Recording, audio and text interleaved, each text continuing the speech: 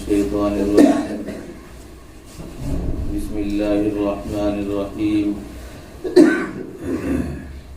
الحمد لله رب العالمين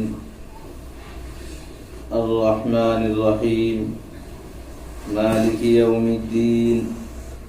إياك نعبد وإياك نستعين صدق الله العظيم اللهم صل على محمد النبي الأمي وعلى آله وأصحابه وأزواجه وذرياته وسلم تسليما كثيرا كثيرا أما بعد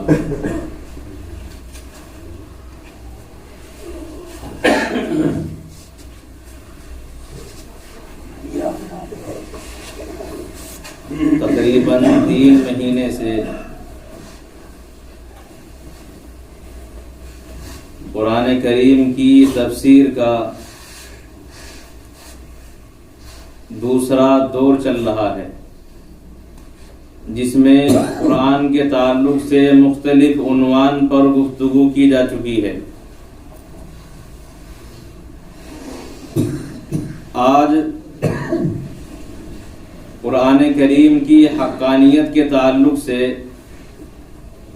چند دلائل آپ حضرات کی خدمت میں پیش کرنا مقصود ہے۔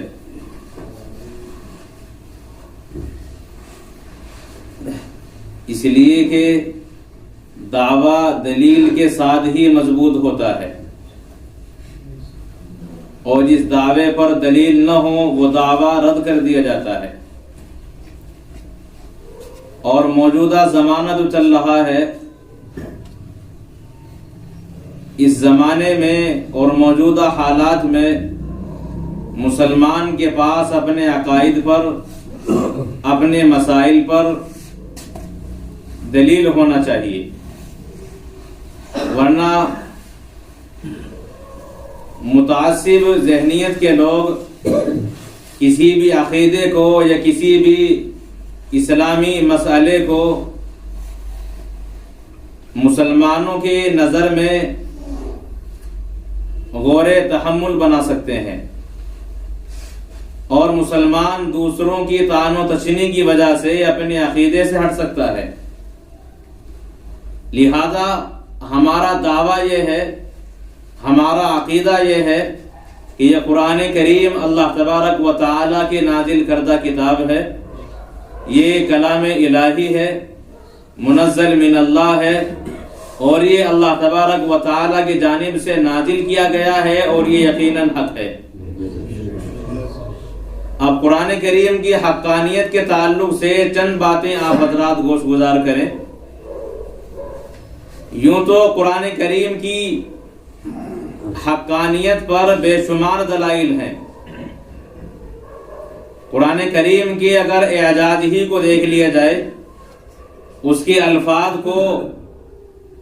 اگر صحیح نظر سے پرکھ لیا جائے تو یہی الفاظ قرآنی اپنی حقانیت کو ثابت کرنے کے لیے کافی ہیں۔ لیکن عام لوگوں کے سامنے باریکی یا فصاحت و بلاغت یا اعجاز قرآن کے تعلق سے نہیں، بلکہ موٹے سے دلائل میں آپ حضرات کی خدمت میں گوش گزار کرنا چاہتا ہوں کہ قرآن کریم میں واقعات کی پیشین گوئی اللہ تبارک و تعالی نے جو فرمائی ہے، اور ان پیشین گوئیوں کا مکمل طور پر صحیح ہو جانا قرآن کی حق ہونے کی نشانی اور دلیل ہے۔ اللہ کے رسول علیہ السلام نے جب اعلان نبوت کیا اور لوگ دائرہ اسلام میں داخل ہوئے، اس وقت مسلمانوں کو تکالیف دی جا رہی تھی۔ اسی دوران دنیا کی 2 سپر پاور طاقتیں روم اور ایران کے مابین جنگ چل رہی تھی، اور ایرانی روم کی فوجوں کو شکست پر شکست دیے چلے جا رہے تھے۔ ایرانی چونکہ آگ کو پوجا کرنے والے مجوسی تھے، مشرک لوگ تھے، اللہ تبارک و تعالیٰ کی جگہ وہ آگ کو پوجنے والے تھے،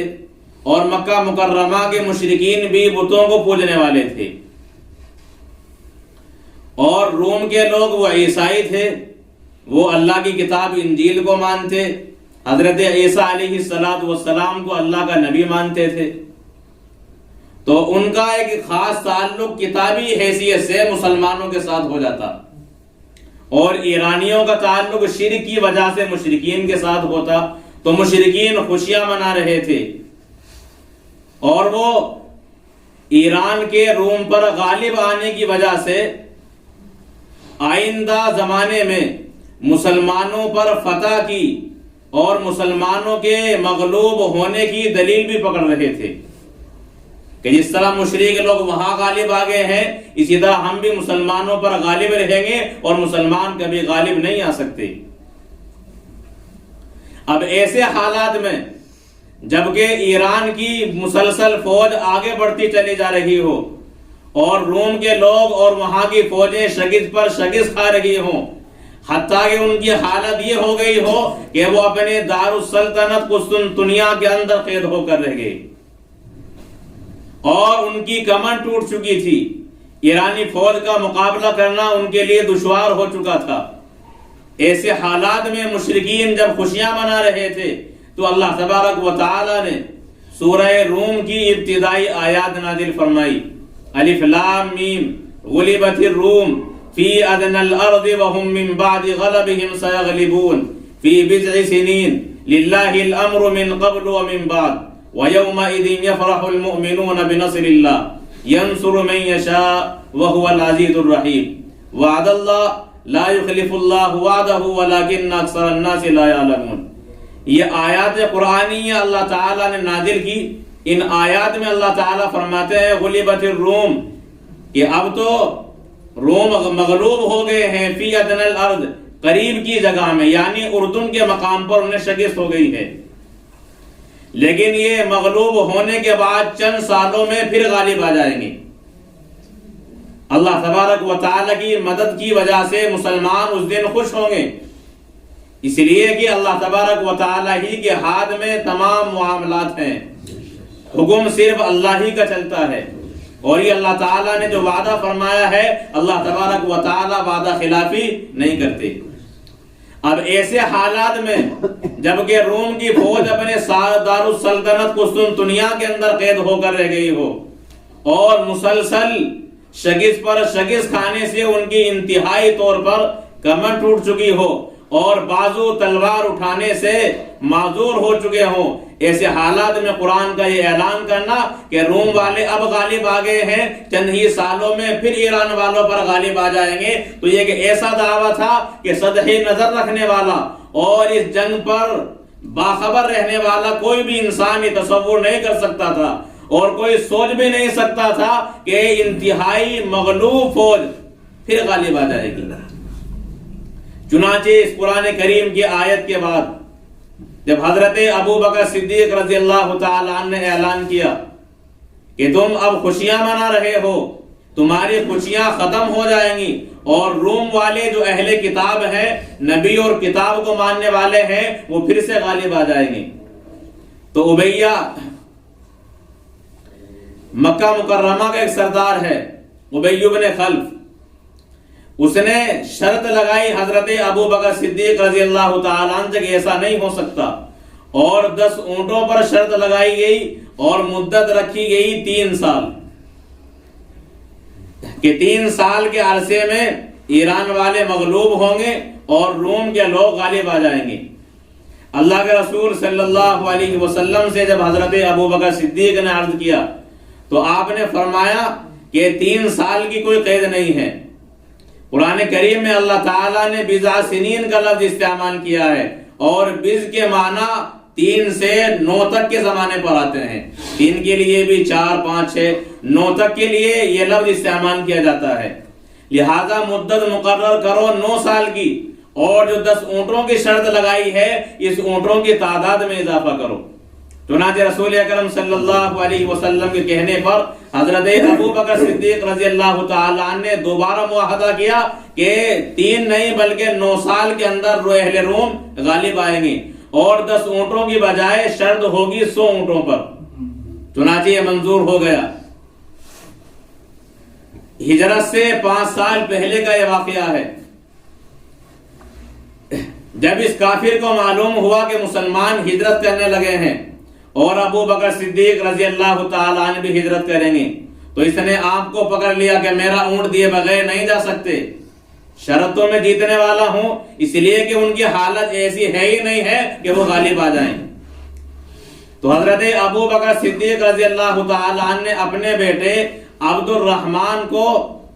कफील बनाया कि अगर मैं यहां से चला गया तो यह मेरा बेटा तुम्हारी शर्त के मुताबिक तुम्हें ऊंट देगा। चुनाचे वो इस पर राजी हो गया। अल्लाह के रसूल अलैहिस्सलातु वस्सलाम ने और आपके सहाबा ने मक्का मुकर्रमा से मदीना हिजरत की। इस वाकये को 7 साल गुजरे थे कि मुसलमानों का और अहले मक्का का मुकाबला होता है बदर के मकाम पर। अल्लाह तबारक व तआला मुसलमानों को फतह अता फरमाते हैं और मुशरिकीन मगलूब हो जाते हैं। उसी दौरान जब मक्का मुकर्रमा से जाने वाला ये लश्कर शकिस खाकर भागता है और मुसलमानों को शकिस होती, मुसलमानों को फतह होती है, उसी दौरान ये खबर मिलती है कि अहले रोम गालिब आ गए हैं और ईरान के ईरानी मजूसी लोग मगलूब हो चुके हैं। तो आयत करीमा में जो अल्लाह ने फरमाया था यौमा इदिन यफरहुल मुमिनून बिनसरिल्लाह, कि उस दिन ईमान वाले अल्लाह ताला की मदद से खुश होंगे, उस वक्त मालूम हुआ कि ये खुशी बदर के अंदर फतह की भी है और मुसलमानों को चूंकि किताबी एतबार से ताल्लुक था रोमियों के साथ, उनके फतह हासिल होने की भी है। बहरहाल इस कुरान करीम की पेशीन गोई का सच्चा साबित हो जाना, ये कुरान करीम के हक होने की और अल्लाह तबारक व तआला की जानिब से नाजिल होने की एक वाज़ेह दलील है।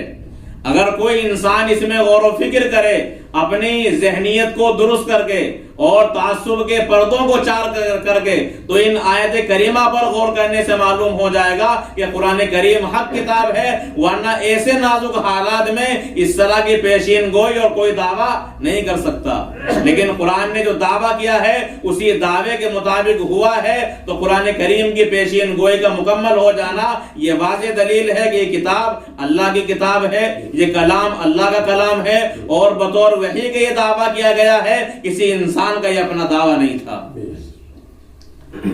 ऐसे ही अल्लाह के रसूल सल्लल्लाहु अलैहि वसल्लम जब सिद्दीक़ अकबर के साथ हिजरत करते हैं, गारे सौर में 3 दिन आपने क़याम किया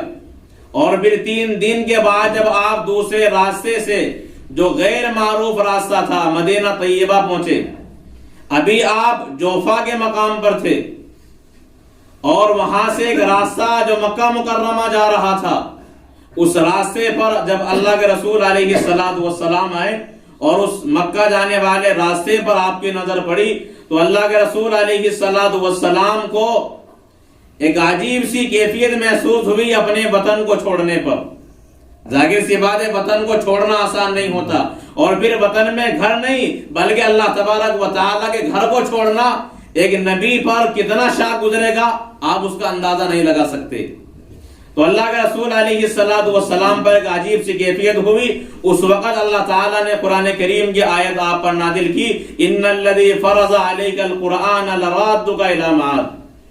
कि जिस जात ने आप पर कुरान के अहकाम फर्ज किए हैं, लराद्दुका इला माद, अल्लाह तबारक व तआला और वही जात आपको वापस लौटा देंगे। तो इस आयत करीमा में अल्लाह के रसूल अलैहिस्सलातु वस्सलाम से वादा कर लिया गया है कि मक्का आपसे छूटा नहीं है, मक्का मुकर्रमा भी आपकी ज़ेरे नगी आने वाला है। अब ऐसे हालात में जबकि हालत ये हो कि आप छुपकर मक्का मुकर्रमा को छोड़ रहे हैं, रात की तन्हाई में निकलते हैं और फिर एक गार में 3 दिन तक कयाम करते हैं, गैर मारूफ रास्ते से मदीना जाते हैं, ऐसे नाजुक हालात में कोई सोच भी नहीं सकता कि आपको फिर से गालिब कर दिया जाएगा।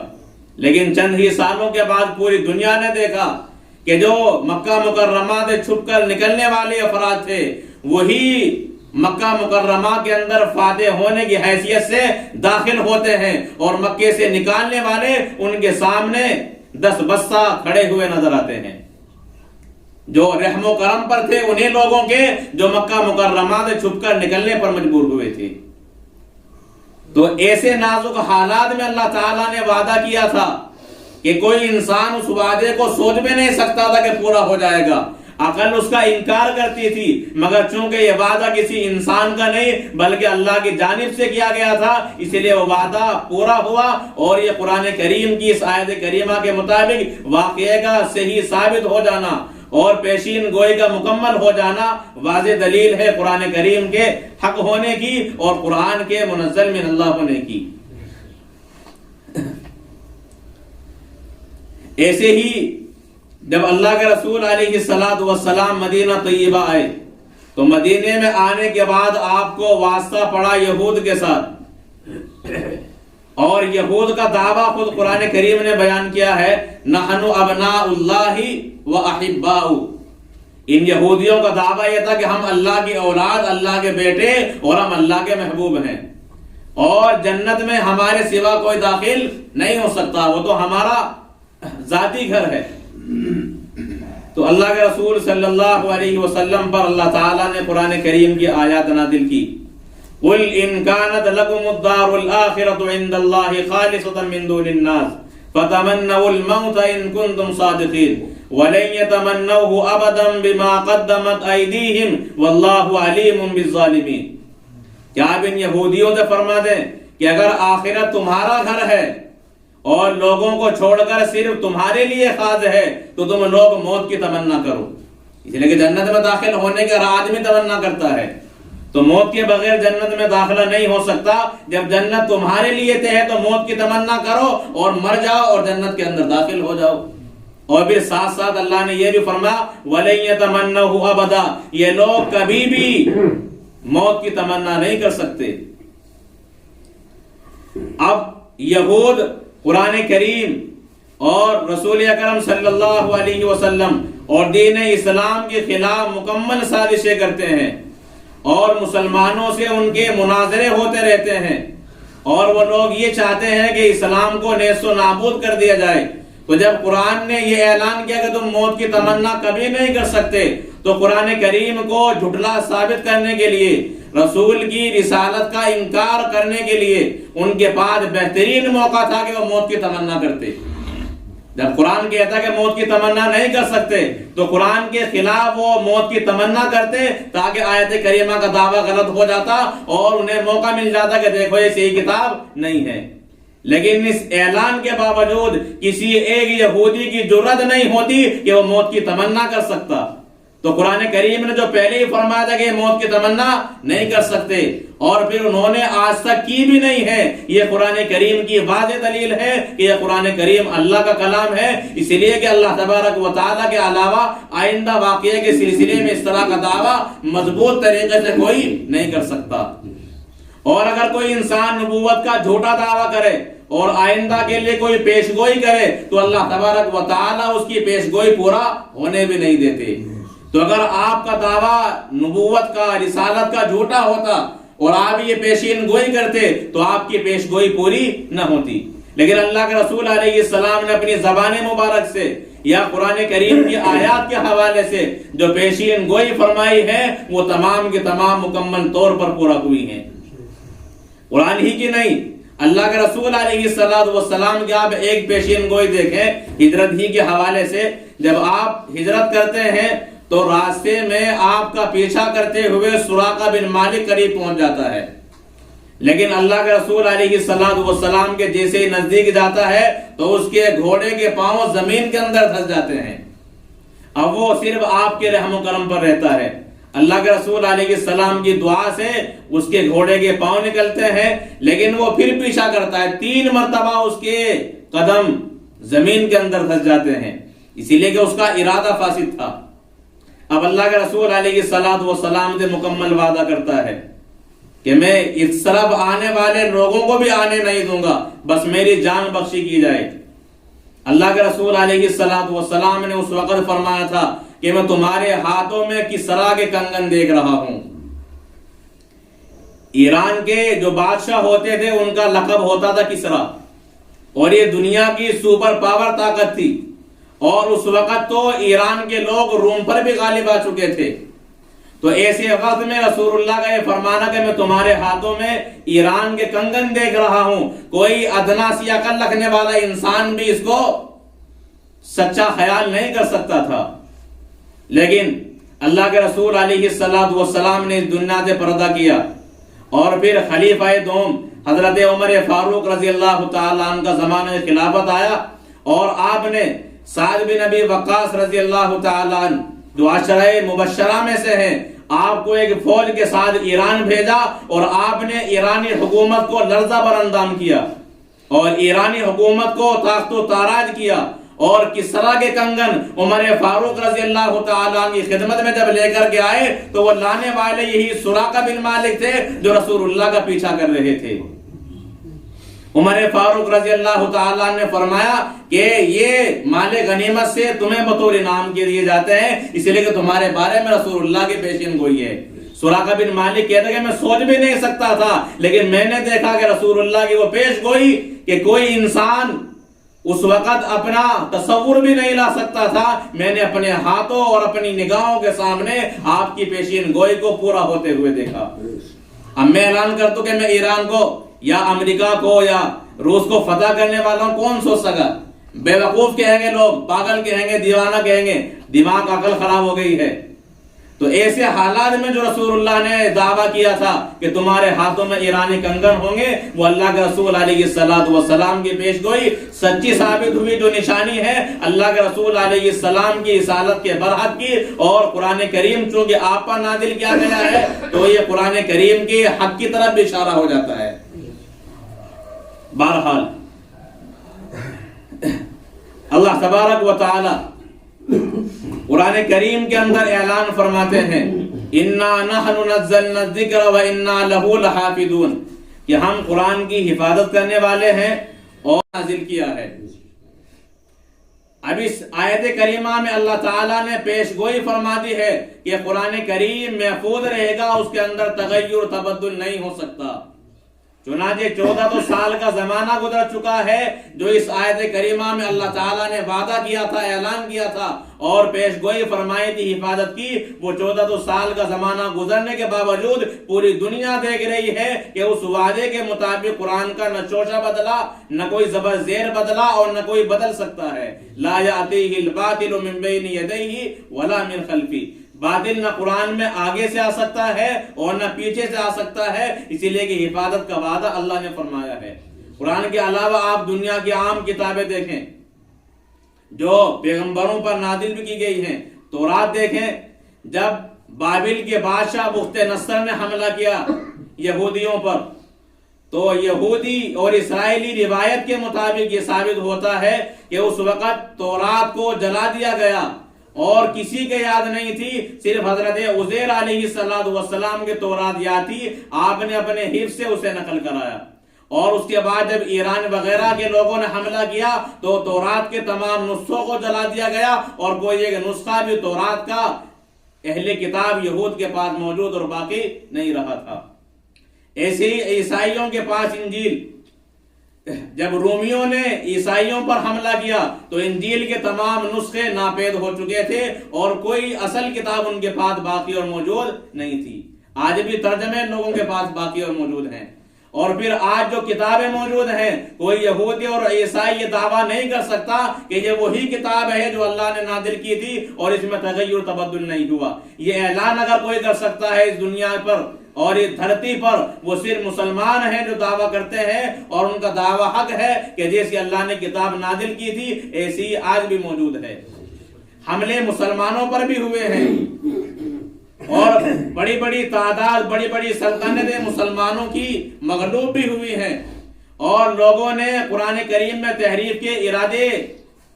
کیے ہیں اور ان کے لیے مکمل محنتیں اور جفاکشیں کی ہیں، لیکن اس کے باوجود وہ ناکام رہے ہیں۔ اور خدا نہ خواستہ